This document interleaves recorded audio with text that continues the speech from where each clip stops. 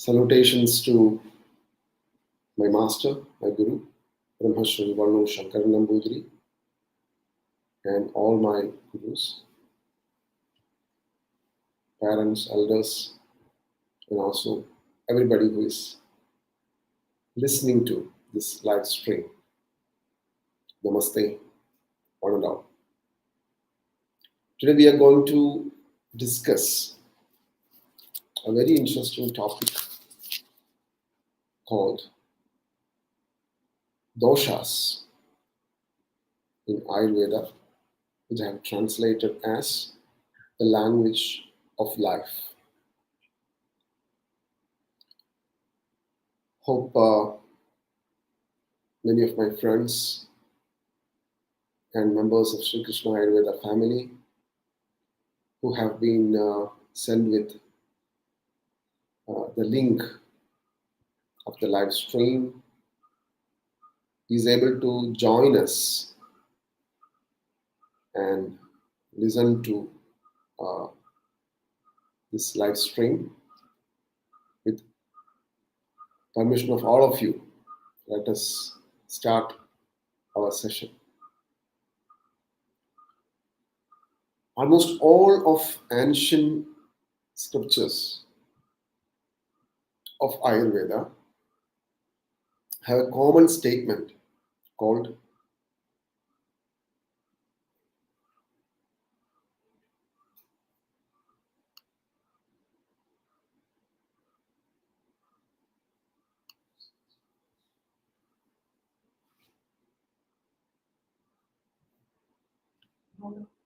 Dosha Dhatu Mala Moolam Sada Dehasya.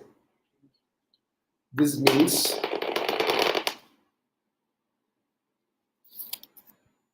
Deha, or our human body, is made up of three substances, or the root of human body is three substances called as doshas, dhatus, and malas. And if you look at the word dosha, we can loosely translate it as, imbalancing substance or vitiating substance or troublesome substance. So if I have to translate that into English, it would look like a group of imbalancing or troublesome substances, another group of constructive or building up substances which supports life, the building blocks, and another group of substances which are polluting, contaminating, and disturbing, is the root of human body. Is the root of human body means is not the whole human body. It is from these three substances that the tree called human body. When you say it's a root is the hidden part, but it is the origin. It is from which a tree is being developed. So, in the same way, human body has these three roots, which is always interacting to each other and manifesting the human body.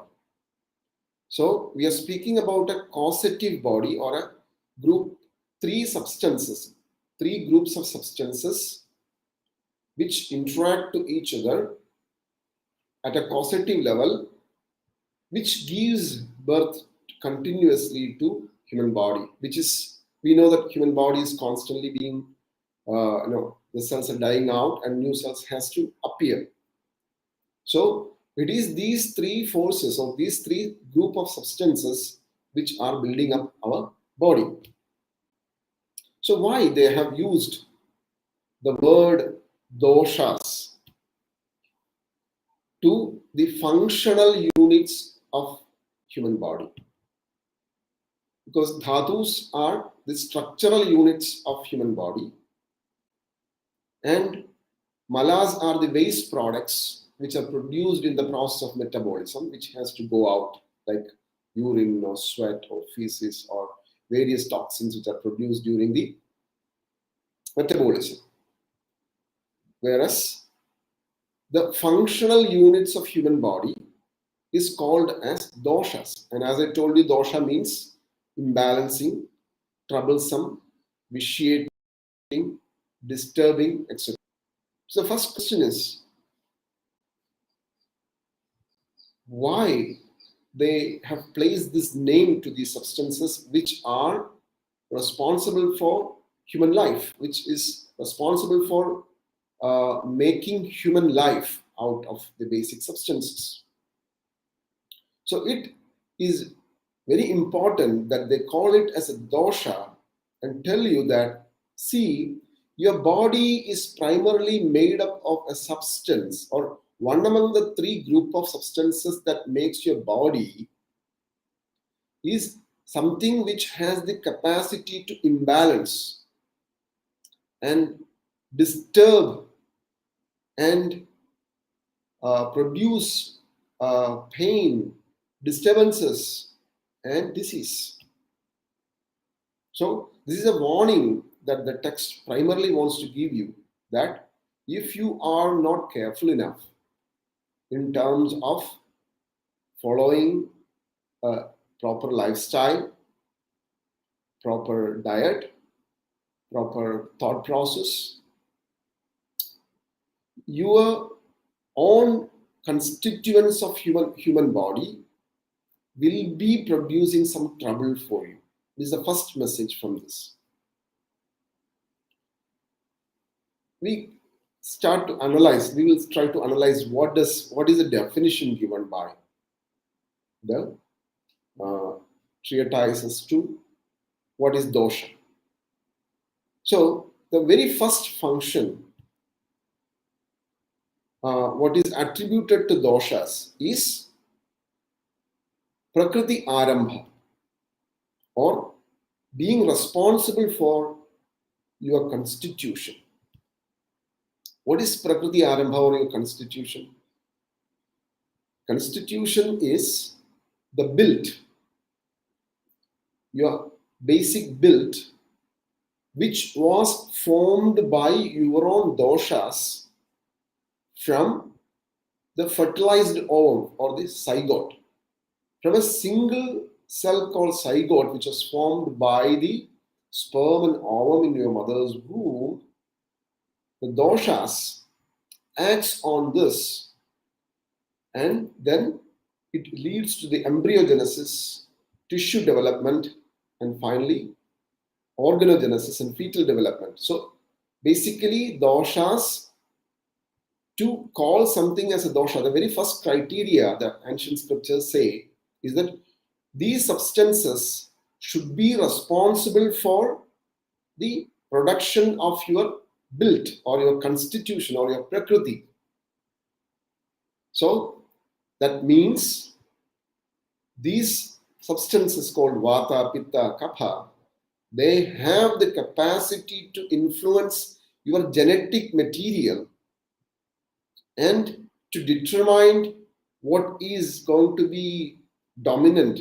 Now, if there's a tall and a dwarf, a mother and father, or father and mother, then which has to be dominant and which has to be recessive, or which should be the trait of the child, naturally will be determined by the doshas, which is predominant. If Vata is the dosha which is predominant in the zygote, the child will become taller. And the gene which is responsible for becoming tall will become dominant. And the gene which is dwarf will become recessive. And if it is kapha, vice versa, the child will be dwarf. So this is how your doshas are responsible for determining the constitution and deciding how the embryo develops into the fetus. What should be the shape? What should be the size? What should be the color of hair or eye or skin or the structural differences of each organ is controlled by the doshas. So to be called as doshas, that is the very first thing, that these substances contribute to the production of constitution. And the next thing is, doshas are substances which, when balanced, leads to what is called as physiology, normal functioning of human body. And when imbalanced, they will lead to diseases or imbalances. So something which is the functional unit or those group of substances in your body that is responsible for how your body should function, and which, when it is in the normal state, in normal quantity, in normal place, it produces physiology, it's responsible for producing physiology. And when it is imbalanced, it is responsible for pathology. This is what is the definition of dosha. And now the question is, why should doshas get imbalanced? Or why doshas has been given with the quality of always getting imbalanced? It is because they are part of our defensive mechanism. Doshas are part of our defensive mechanism, and doshas are capable of sensing your internal and external environment and then react. So all the diseases produced by our own doshas, or all the diseases that we experience, are basically various defensive mechanisms through which our body is trying to fight against some physical, some chemical, or some biological agents. So this is how our doshas are responsible for producing imbalances. So doshas do produce imbalance, but they are not our enemies. They are basically our own defensive tools. And now, coming to the VATA, PITTA, and KAPHA, which are the physical doshas. It is very clearly told that they are physical doshas. I want to make a point here because many of the times, especially the people from the West, try to understand doshas considering your psychological state. Or in other words, I can say most of the people from the West think that they are vata in their constitution, or they have at least vata imbalance. Because a person who is exposed to so much of stress and who has to push themselves through a time schedule will have that mental vata thing, so that you always identify physically, or you think that you have vata. So now, of course, that can induce vata, but I want you to realize something, that vata, pitta, kapha are physical doshas. They are not mental doshas, or they are not psychological doshas. When I say vata, pitta, kapha are physical doshas, we will come to the constitution or how the doshas are formed and how they function. But even when vata, pitta, kapha are physical doshas, they have the capacity to influence your mind.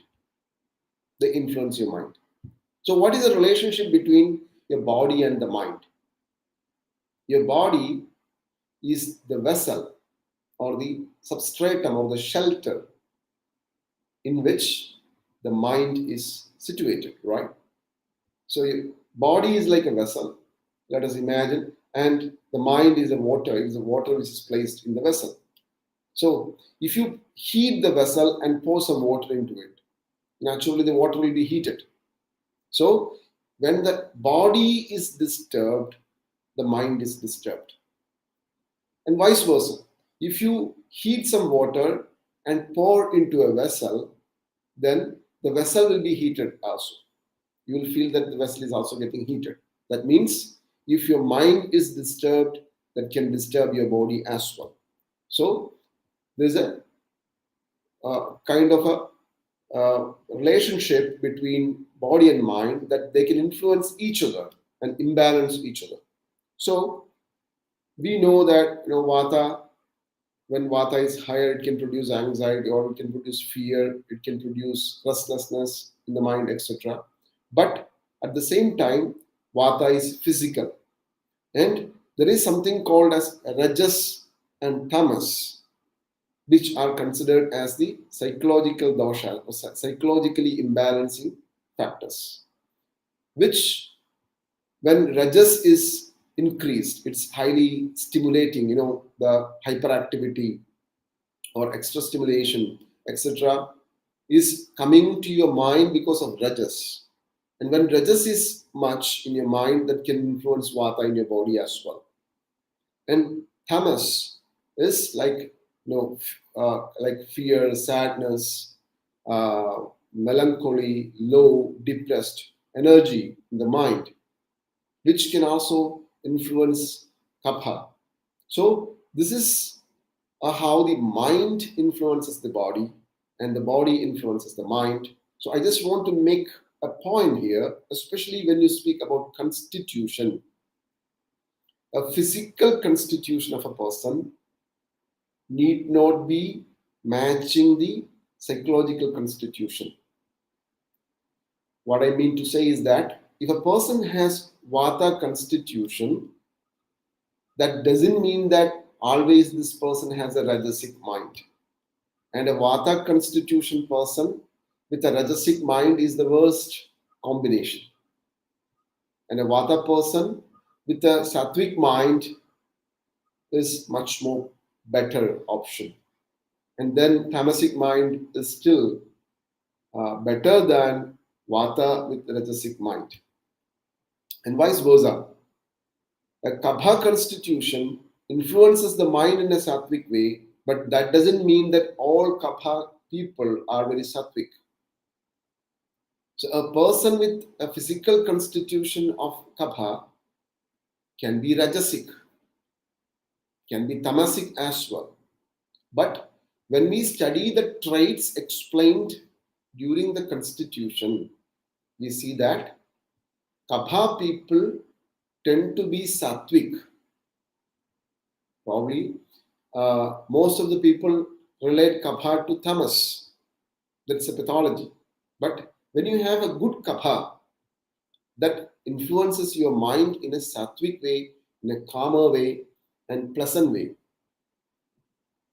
but that doesn't again promise you or tell you that if a person has a physical constitution of Kapha, you will have Sattvic mindset. So what I mean to say is that whenever we assess our constitution, we should assess physical constitution and psychological constitution differently, even though they influence each other. So how to do that is just giving more emphasis to physical characters, like the stature, the shape of the eyeball, the forehead, the appearance of hair, or all this voice, all these physical characters can be given more emphasis when you assess a physical constitution than just focusing on the whether a person is short-tempered or fearful or talkative, etc. Even if this is how the body influences the mind. So we try to assess mind with more emphasis to psychological factors. We try to assess body by giving more emphasis to physical characters. And one more thing I want to clarify is how to differentiate diseases, like which are physical diseases or somatic diseases, with psychological diseases. If psychological diseases affect body and physical diseases affects mind, then what is the difference between psychological diseases and physical diseases? Even if you emphasize on the cause, even if we say if the cause of a disease is physical, then that is even not the criteria, because even we know that a physical pain or a trauma can lead to even a psychological disease. Even a psychological cause can lead to a physical disease as well. So the definition or how Ayurveda compares or considers a physical disease is if at first Vata, Pitta or Kapha was imbalanced or physical doshas were imbalanced, then it is considered as a physical disease. And if at first psychological doshas were imbalanced, it is considered as a psychological disease. For example, there is a diarrhea, which is when they list the types of diarrhea in ancient texts, they speak about shokaja adisara, which means fear or leading or melancholy, sorrow leading to diarrhea. When they explain about various types of fevers, they explain about fear causing fever. So fear is the cause, which is psychological. The effect is fever, which is a physical disease. So in the same way, you can, when we go to certain psychological diseases, there are Vata type of psychological diseases, Pitta type of psychological diseases, etc., where the causes are physical, but psychological imbalance is happening. So where at first imbalance happens is the criteria in which you will consider whether you consider it as a physical disease or a somatic or a psychological disease, because as I explained before, almost all physical diseases affect your mind and state of mind and emotions, and almost all psychological diseases will also have some signs and symptoms physically as well. So this is another important point to remember. Now, we will try to look at the details of Vata, Pitta and Kapha. Among Vata, Pitta, Kapha, Vata is considered as the most important dosha. And Vata is considered as the leader, the controlling force of others as well. So we know the concept of 5 elements, most of you, that the physical world is constituted by space, air, fire, water, and earth. These are the 5 elements that almost all ancient cultures in the world has explained. And we know that there were some differences of opinion among, somebody included wood, and some different nomenclatures were given to the elemental principles. But this is how ancient Indian literatures explained the physical units called elements or panchabhutas. I would almost consider these 5 elements as the basic units of 5 states of matter. I repeat that. How to understand, in a modern context, understand 5 elements. What does earth mean? What does water mean? Earth stands for the solid state, the state of solidarity, the solidity. So earth is the unit of solid substances. Water stands for the unit of liquid substances. Fire stands for the unit of plasma. And air stands for the gaseous state. And the space stands for ether. So ether, gaseous, plasma, water, liquid, and solid. These are the basic physics and the basic physical states of matter. So, if you look at the world outside, we will also see that the earth and water, or the solid liquid substance, needs a solid substratum to rest. Let it be a river or an ocean or a vessel or a tank. So always a liquid needs a solid base to rest on. So the liquid and the solid, the earth and the water stays together. This is how it is on the earth as well. And then the space and the air stay together. This is how the atmosphere is being formed. So, and the fire is in between. And we know the plasma is nothing but the ionized gas. When fire has various expressions, even sun is considered as fire. Various planetary sources of stars and various sources of light are there. So these are all considered as fire element itself. And the fire, the physical fire, is also fire, and also we know that there's an internal fire in us. So in the same way, in human body also, the space and the air element comes together and forms Vata. Vata is nothing but the space and air coming together and functioning together. And Kapha is nothing but the earth and the water element together. And Pitta is either just fire or fire with some water element in it.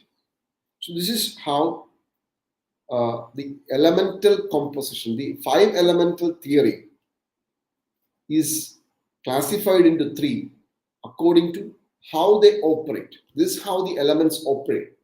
This is how the element behaves and functions. So air and space work together, water and earth work together, fire works independently, or in the presence of water it works. This is how the elemental principle of origin of doshas is being postulated.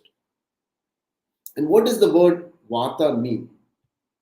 Vata just is a word which is derived from the root Va, which stands for Gati and Gandhana. It has 2 aspects. Gati means movement or origin or refuge. There are different meanings for this. So Vata is something which has the movement and which is the origin or the source of many movements in your body. Vata is the life movement and is what moves various organs and structures and molecules through your body. And next aspect of Vata is Gandhana. Gandhana has also various meanings. Gandhana means transmitting the senses, detecting the defects, continued effort, etc. are interpretation of the word Gandhana. That means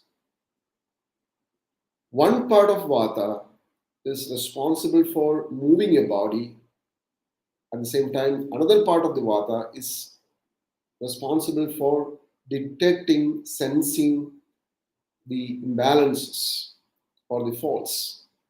So, Vata is that basic substance and the force in us which is responsible for constantly sensing the internal and external environment and which produces reactions accordingly. So, which is the very basic defense, which is the very, very basic life process which sustains life. So, only if life can constantly sense what is happening inside and outside, and then react accordingly. Then only life is possible. So we know that when the atmospheric temperature changes, a lot of physiological adaptation has to happen. So we know that with all the variations in the variables outside us, physical body and physiology has to adapt with various mechanisms. So this constant sensing of external environment, even uh, sensing a specific causative factor like a microorganism, and producing the very precise defensive mechanism, increasing lymphocytes or increasing neutrophils according to a specific organism involves this process. So the body should sense what microorganism has invaded into it and should produce a specific reaction against it. So this basic sensing and reacting substance within human body is what is known as VATA, which is responsible for all the movements, all the sensations, etc. We will look into the various functions of VATA later. Whereas PITTA just means santapa or heat. As I told, it's nothing but fire combination of fire and water. So something which is responsible for generating heat and preserving heat and producing glow is what is defined as PITTA, whereas KAPHA is, the word KAPHA means something which fulfills, something which nourishes, something which reproduces, something which secretes, something which is responsible for maturing, and something which is responsible for cleaving. So this process of anabolic, nourishing, maturing, reproducing, replicating force, which is the earth and the water, how earth and water is the best womb for sprouting of any seeds.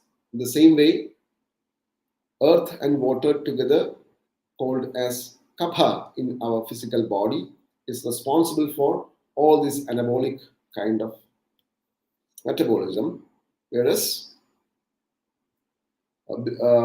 PITTA is mostly catabolic or breaking down kind of metabolism, and VATA is basically the harmonizing, the controller of both KAPHA and PITTA. And the PITTA and KAPHA and all the tissues, all the dhatus, all the waste products, everything is doing its function under the stimulation and guidance of the VATA. So this is how we understand the trinity of VATA, PITTA, KAPHA. Now we come to subject. This is the basic theoretical understanding of doshas and what is VATA, what is PITTA, what is KAPHA. And now I will come to the subjective analysis, probably, which is most interesting thing for all of us, because we all want to assess what is our state. Am I healthy, or do I have some imbalances? Probably this is what is interesting.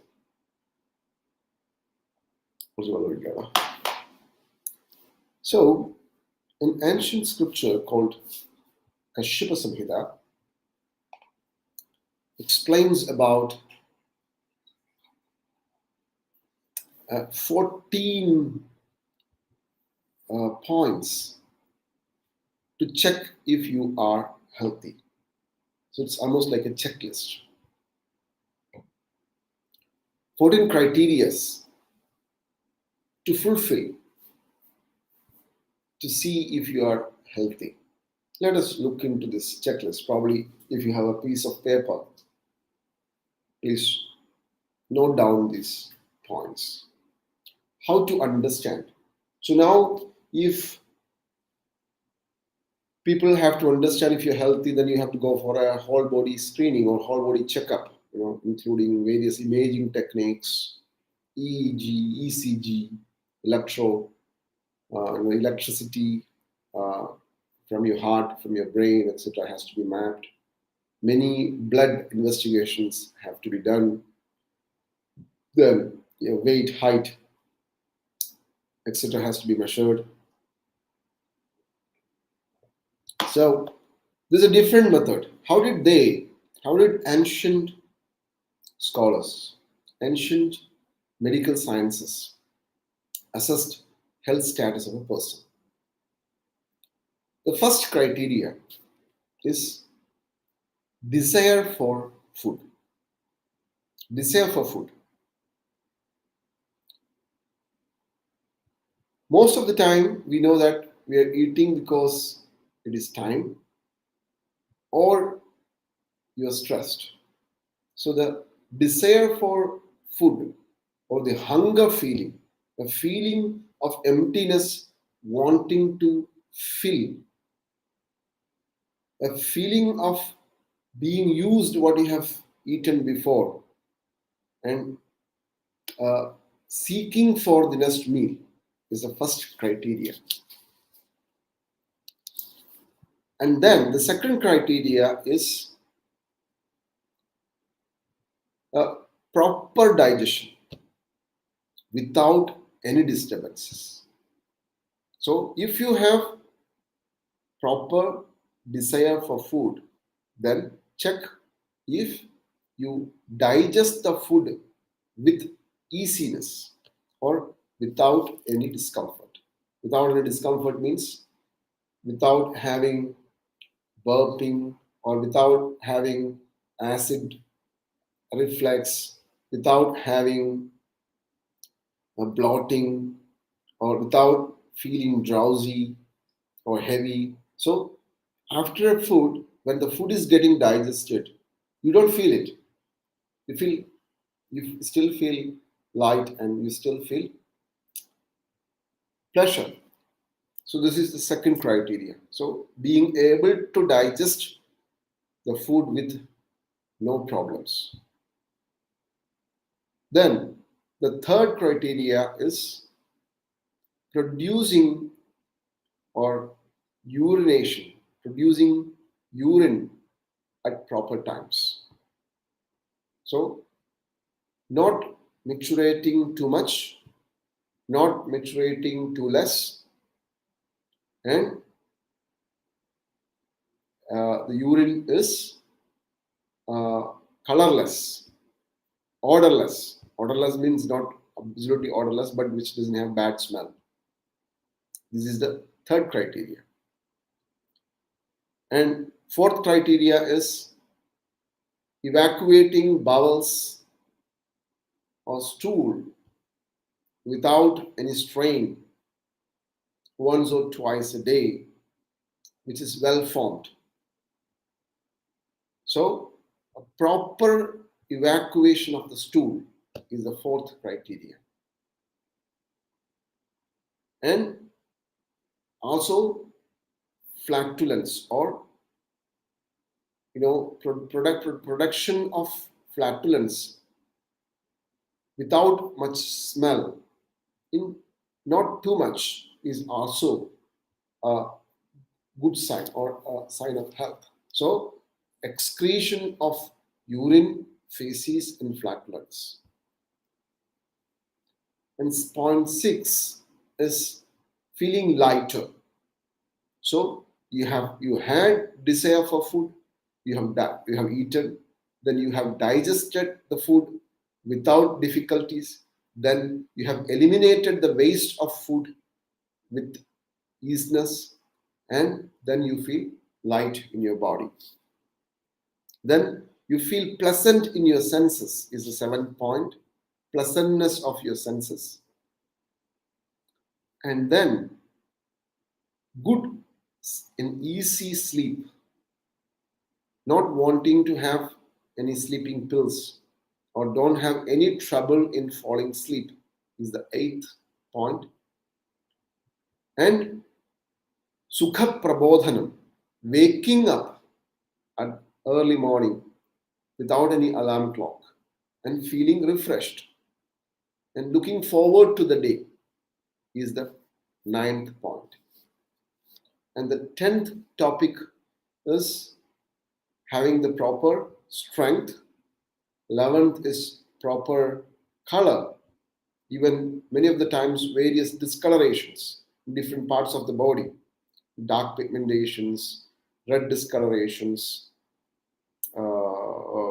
darkening, etc. are suggestive of imbalances. So having a good color, no discolorations, and good state of mind, not having anxiety, not having depression, not having fear, being joyful, saumanasya, and balanced state of your agni or your digestion.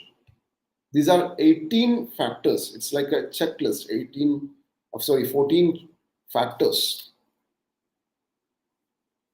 So if you can say that, I have all these 14 factors intact and good, right from feeling desire for food at proper times to finally it ends again the same point, that having a balanced fire.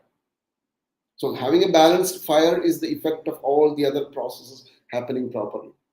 So if you have a proper sleep, if you wake up properly, if you eat properly, if you act properly, finally the digestive fire or the metabolic energy in you is still balanced. So this is the whole cycle of life. And if a person have all these things intact, then you are healthy.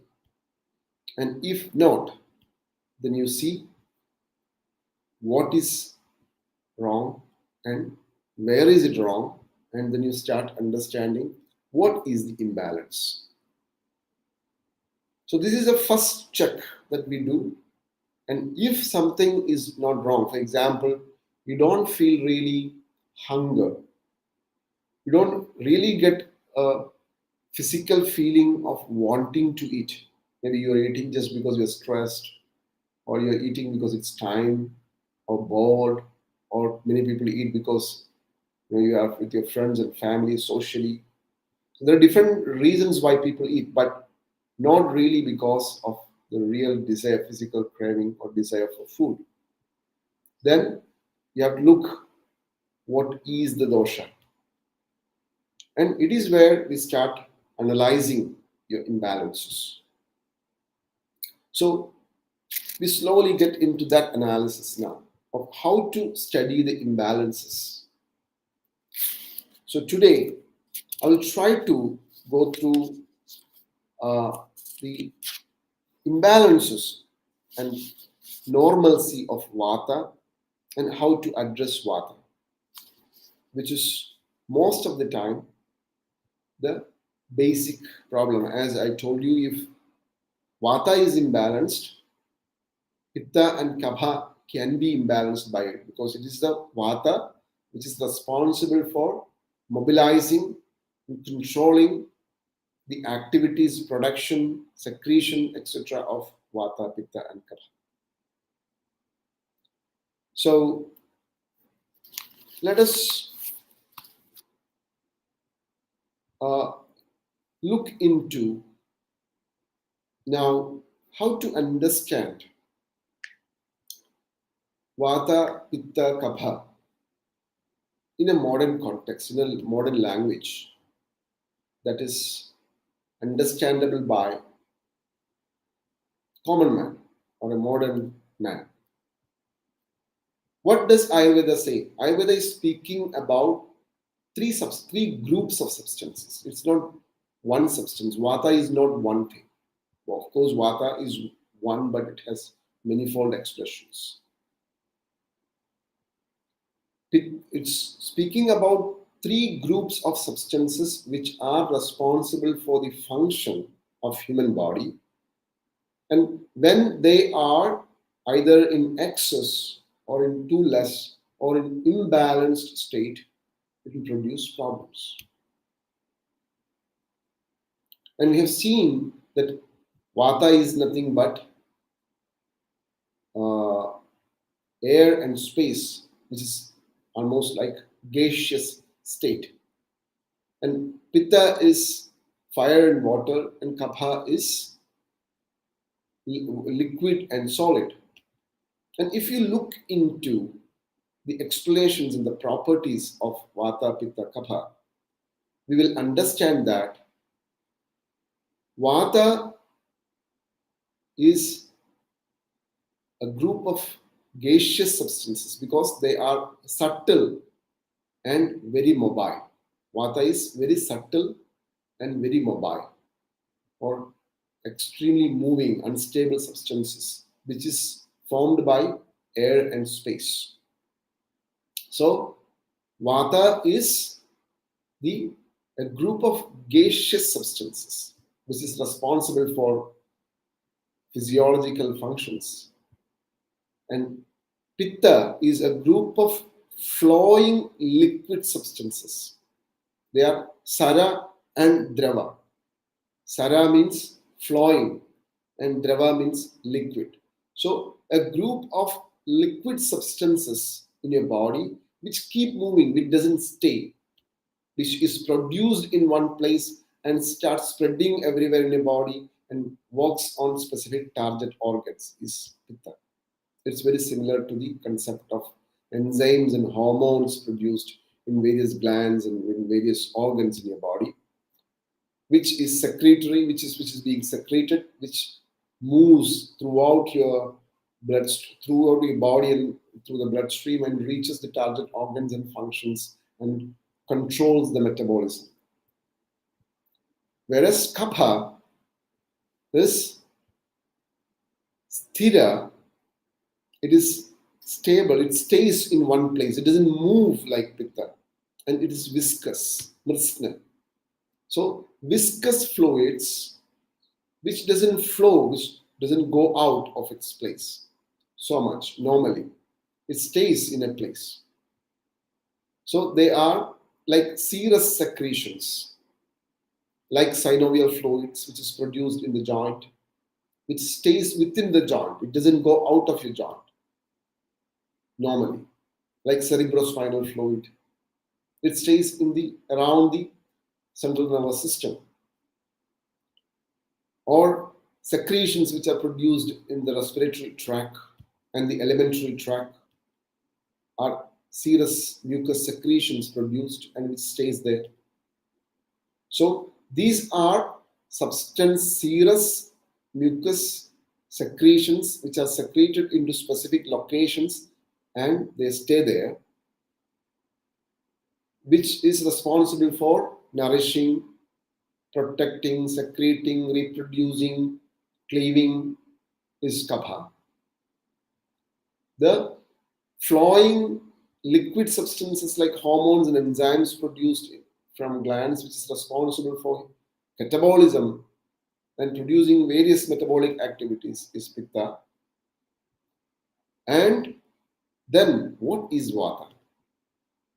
Vata, now since 2020, there is a lot of research happening about biologically active gases which are produced endogenously within a human body. They are called as gasotransmitters. So the concept of Vata comes very closer to the concept of gasotransmitters or messenger gases. And science, the modern science is still very primitive in understanding which are these gases, but so far around 4 gases have been identified, including nitric oxide, carbon monoxide, hydrogen sulfide, hydrogen cesium, etc. So, Rui Wang from Canada, who is a scientist of the Department of Biology and Cardiovascular and Metabolic Research Unit in a university in Canada, has found out this concept of gases that are produced within your body. They are not gases that you inhale from outside. They are not exogenous gases. Most of them, as we see, the main location of Vata is colon or your large intestine.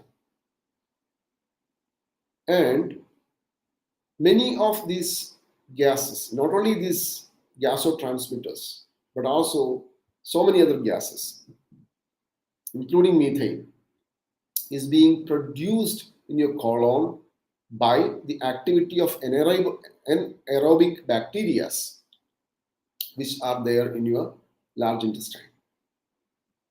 So, and there are so many similarities between the concept of Vata and the gasotransmitters. The properties of Vata is dry, light,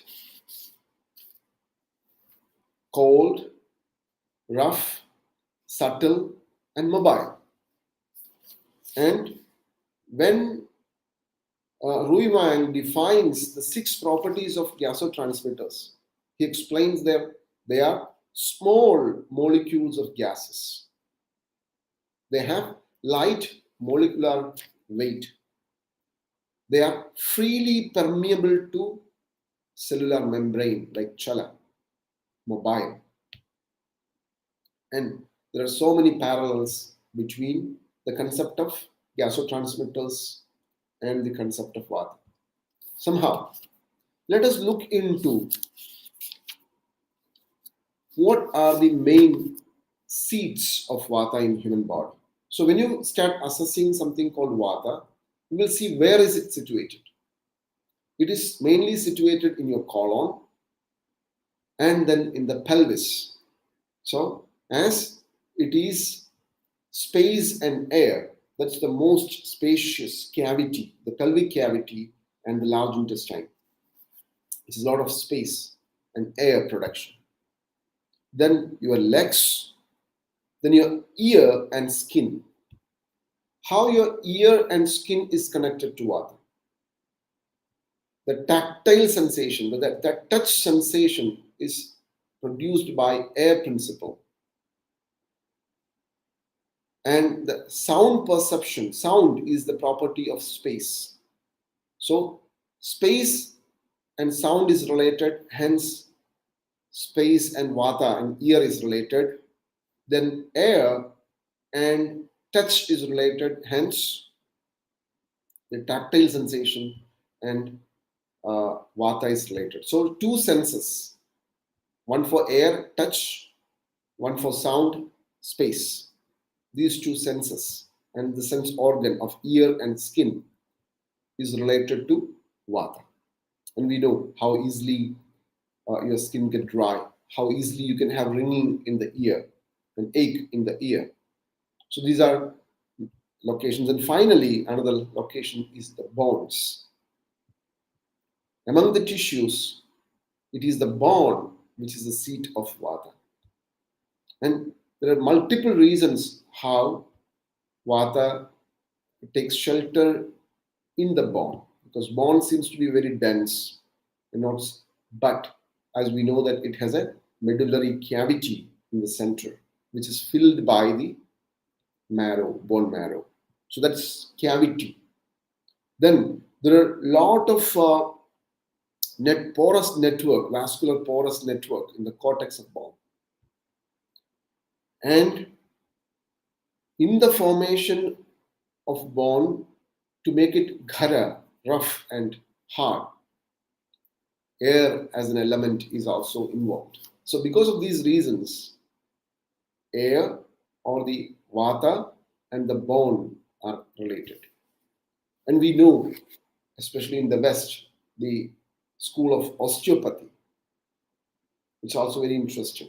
It's a school which understands that the musculoskeletal alignment of human body is responsible for your health.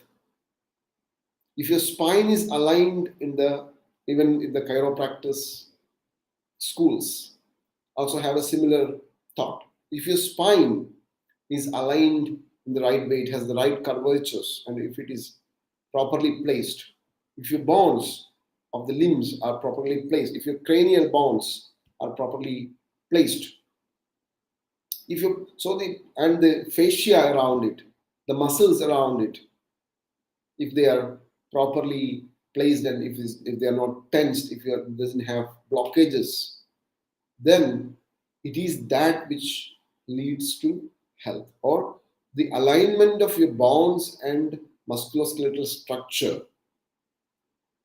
If you correct that, your whole health will be balanced. Is the concept of osteopathy, chiropractic, and craniosacral massage. There are many schools even in the West. And the concept of VATA sheltering in the bone and VATA responsible for even controlling all other factors like KAPHA and PITTA will also equally explain how this is important, how the concept of osteopathy and how the bone has a role, its positioning, its alignments, etc., has a role in health, and why Vata is taking shelter there.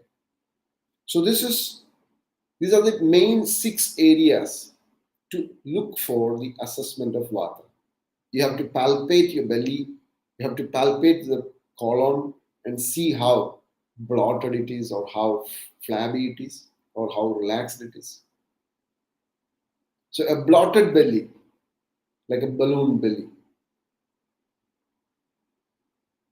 which resonate like a ball when you tap on it, on percussion.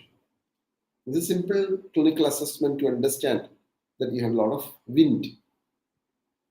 Then the colon is the main seat of Vata, because it is, as I told you before, it is there by the end of the digestion, the last phase of digestion. The anaerobic bacteria produce a lot of gases from there, which is the basic gaseous substances.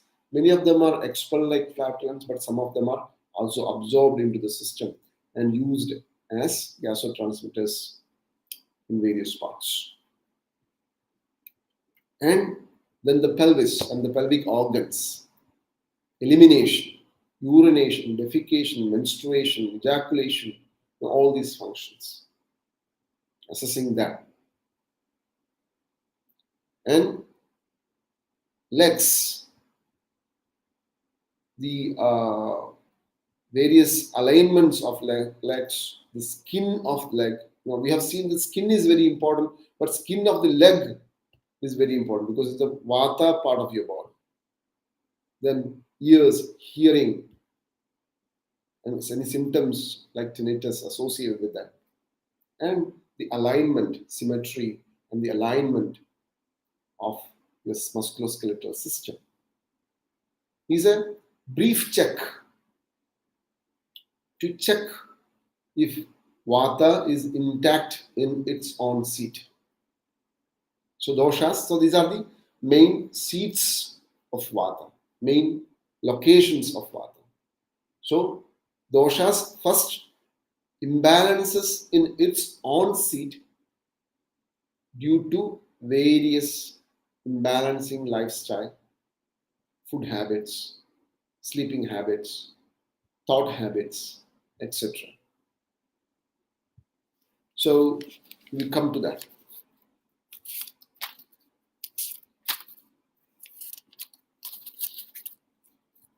So we have seen the properties of Vata, and now we will see what are the main functions of Vata. Vata has is responsible for almost all the movement. In general, we have seen that Vata is responsible for sensing the internal and external environment and reacting accordingly, or moving the body accordingly. So, the very basic life movement of breathing, inspiration and expiration. Then utsaha, enthusiasm. Enthusiasm means the oxygenation, the circulation. So, inhaling and exhaling, respiration, then taking that into the cellular level and oxygenating and maintaining the cerebral or brain oxygenated and tissues oxygenated and enthusiastic. And then cheshta, producing physical activities, proper physical activities. And producing natural urges or natural reflexes in human body. What are natural reflexes? Hunger, thirst, burping, flatulence, defecation, urination. So all these are what you call as involuntary actions. So you have two types of actions. One is voluntary action, and the second one is involuntary actions. So even if you have to move your skeletal muscles, you have to use your Vata, move your limbs, face, speech, you have to use Vata. Even those movements which happen involuntarily without your consciousness, like the movement of your stomach, movement of your intestines, movement of your uterine movements. So all those natural involuntary movements are also done by, and reflexes are also done by the same Vata. And then carrying all the dhatus, the tissues, waste products, and through its own pathways and channels like blood circulation, lymphatic circulation, cerebrospinal circulation. So moving everything, dhatus, malas, urine, feces, everything is the function of Vata. And also sensory perception and cognition, controlling the mind or presence of mind, focusing the mind, bringing mind to various thoughts, bringing mind to various senses and analyzing it. They are all various functions of Vata. So we have found the seeds of Vata, we have found the functions of Vata, we have found the properties of Vata. And now life interacts with external and internal environment. And the basic principle is the like increases the like, or the similar things increases and opposite things decreases. This is the principle. So what is similarity? Similarity in the substance, similarity in the property, similarity in the action. So dravya, karma, guna, three levels of similarities. So we have spoken about Vata being gaseous substances. So if you consume food which produces a lot of gas, can be potato, it can be cauliflower, it can be various lentils, chickpeas, which produces gases. So it can be beer, it can be soda, it's aerated drinks which has gas. So if you consume something which has air in it or gas in it, then Vata will increase. So because it's the same substance which you are taking, even when you swallow, if you speak while eating, if you laugh while eating, you will swallow a lot of air with the food, which will also increase Vata. Because you are That's a like increasing the like. The same substance is being increasing the same. Then the property, dryness, coldness. If you drink cold water, that will increase water. If you eat dry food like lentils, as I told you, if anything dry, too drying things, too light things will increase water. Then the actions. So if you do a lot of exercise, Vata will increase. If you think a lot, Vata will increase. And now I am speaking already a lot because it's already 1 hour. So if you speak a lot, Vata will increase. So functions will increase Vata. So properties can increase a dosha, actions can increase a dosha, and substances with similar substances can increase dosha. And if you take opposite, too much of sleep and rest can deplete Vata, decrease Vata. And hot and oily things can deplete Vata. This is how you understand how similarity in terms of substances, similarity in terms of property, and similarity in terms of actions is influencing Vata, Pitta, and Kapha, and either increase or decrease doshas. And I told you in the beginning that doshas are your defensive tools, and doshas can be of defense. I'll give you some examples.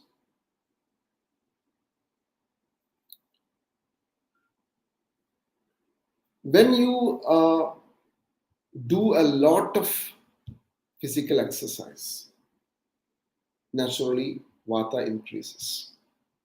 And the next day, you feel lethargic. You don't feel enthusiastic. There is what is known as balabhramsha, lack of strength. You feel a pain in your muscles. You feel not so as enthusiastic on the previous day. So it's a kind of a defensive mechanism that your body is, if you do certain things beyond your capacity, body produces symptoms to check.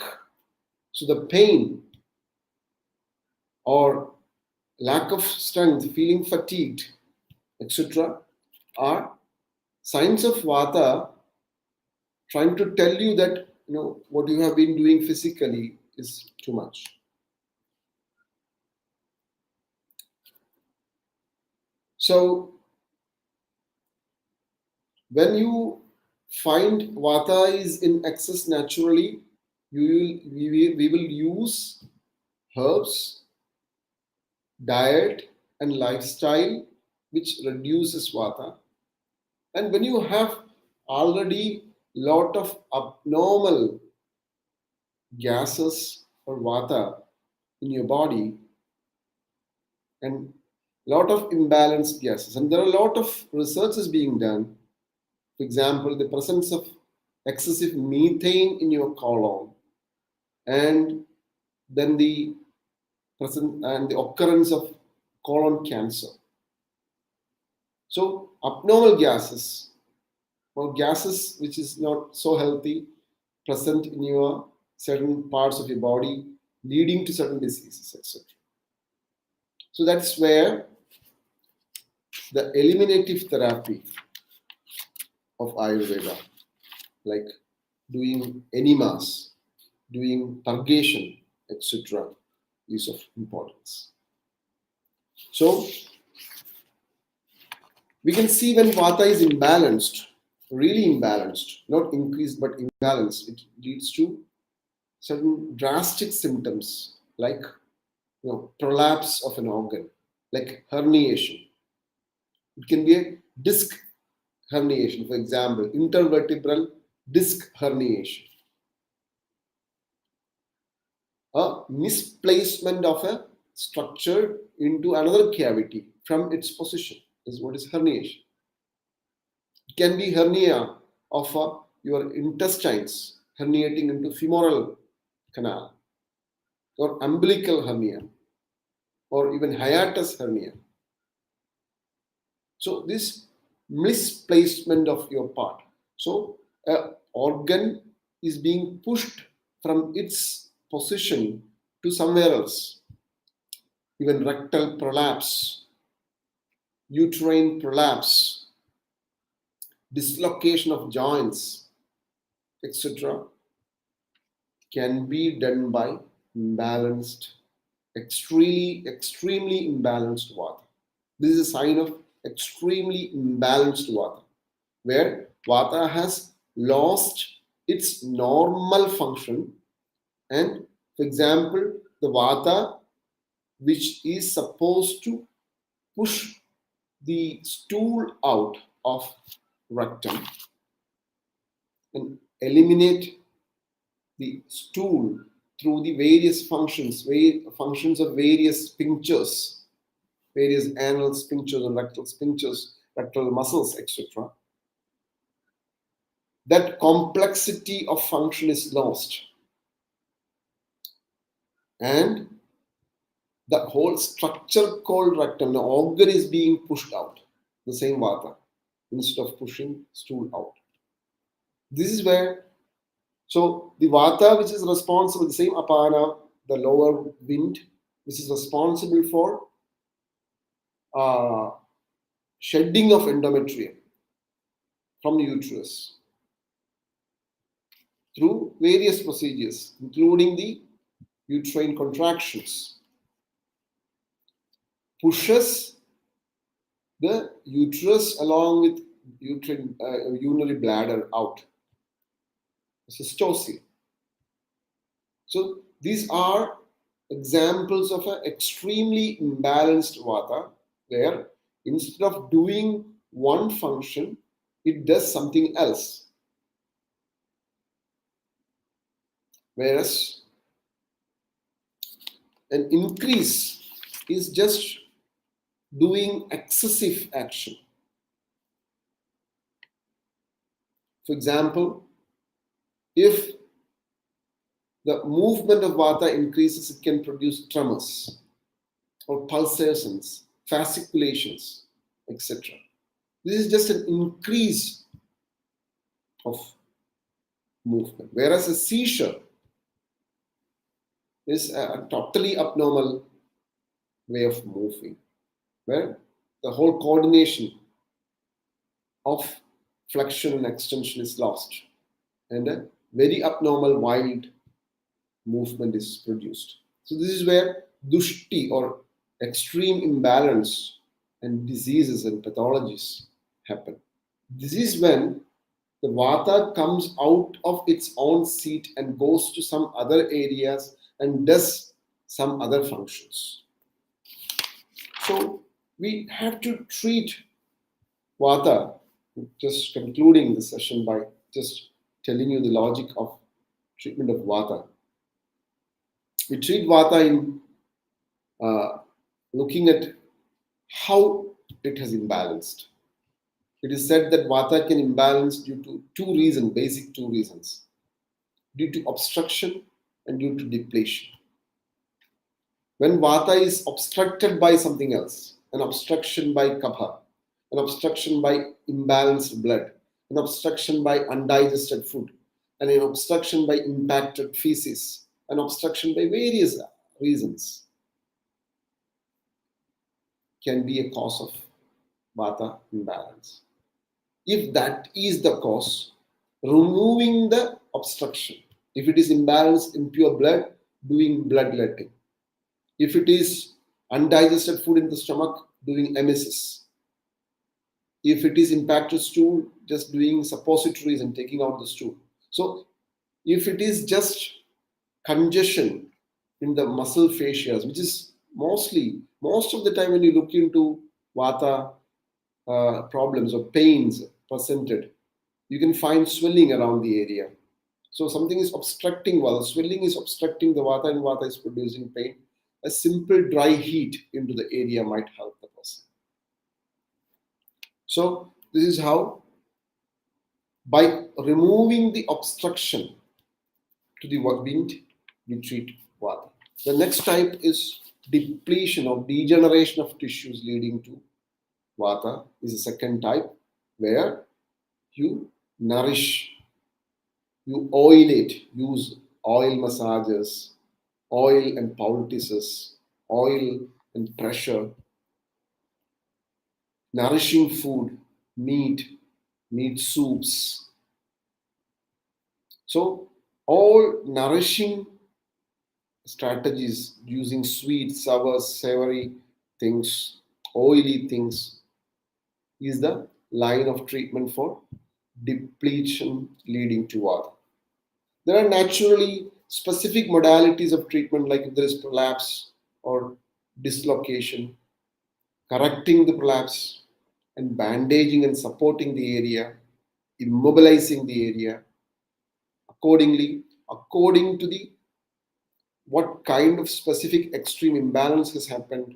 There are specific types of treatments advised, and a unique way of handling doshas when it is excessively imbalanced is the purificatory detox procedures called as shodhana or purification, which is the panchakarma, where the physical humors, the doshas, will be expelled through your digestive tract from various locations. So even if you have imbalanced vata in your brain, even if you have imbalanced vata in your joints, this vata is taken into your alimentary tract and is expelled. This is what is panchakarma. So the process of taking doshas from various sites and bringing it into your digestive tract and eliminating through the nearest possible route according to what dosha is imbalanced is panchakarma, which is a unique process of Ayurveda, which we will explain in the next week. It's a magic of taking something which is accumulated in your head or in your toes or in your joints, in your bone marrow, into your digestive tract and expelling it and correcting those structural abnormalities and functional abnormalities is what is the panchakarma, which is the topic of next week. Hope you have enjoyed this session. With the chat option, and probably this is a time where if you have any questions,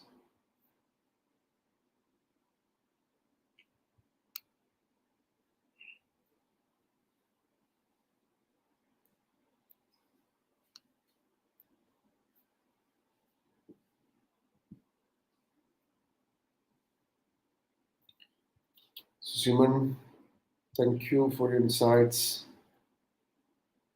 Maya Sinchit, Namaste, Mariella Glory, thank you, Dr. Vijith. So if anybody has any specific questions, it's a time to type in. I'll wait for another minute for interaction.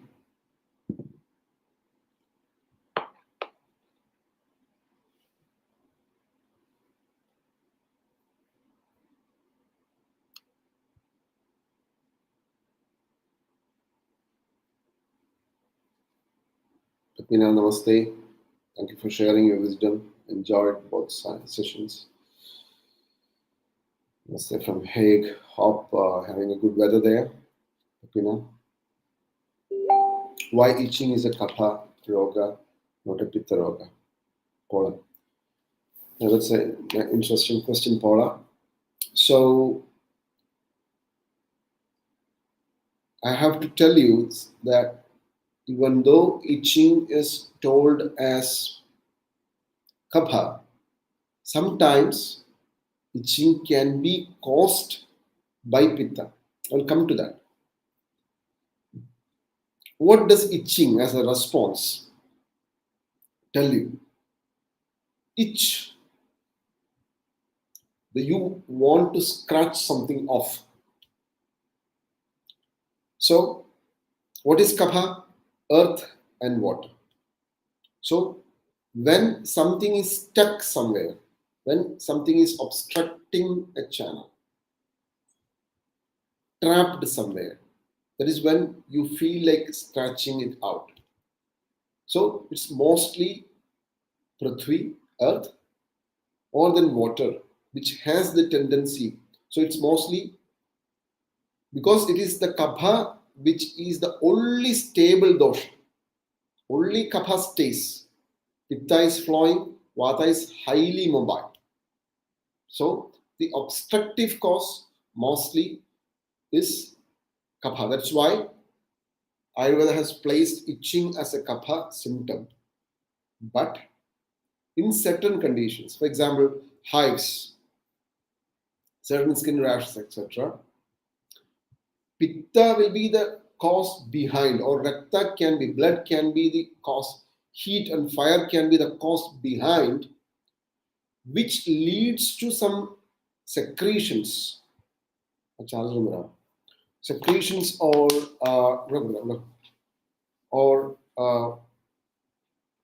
some edema or something like that, which is then responsible for the itching. So when itching is there, it definitely is because something is stuck. But this kapha can be secondary to excessive heat sometimes. Paula, hope that is clear.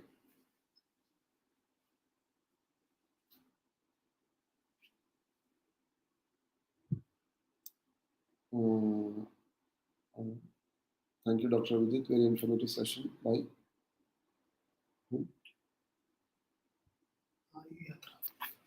Yatra. Insta. Okay. Yes. Insta. Yatra. On Insta page. Thank you. Thank you, Yatra. Unfortunately, I don't know your name. Thank you somehow. Interesting session. And what are the comments in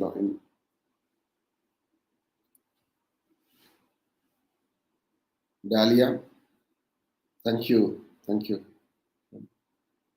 YouTube. So happy to see that somebody was there on YouTube as well.